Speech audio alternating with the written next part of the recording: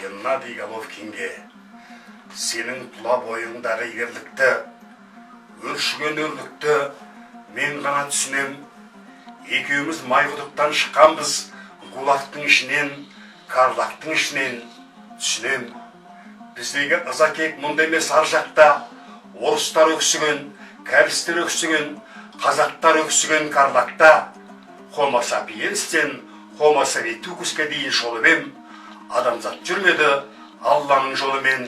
Шеріңді сен сыртқа жұдырықпен шығарсаң, өлеңмен шығардым оны мен. Шаршапта шалдығып таяқ жеп, мұңарып, білекті сыванып, жүректі ұлы ұлттық рухқа суғарып, сойғамын мендағы зұлыммен аярды реңікке шығарып. Сенің тұла бойыңдағы ерлікті, өршіген өрлікті мен ғана түсінем. Екеуміз майқұдықтан шыққанбыз, гулақтың ішінен, карлақтың ішінен түсінем.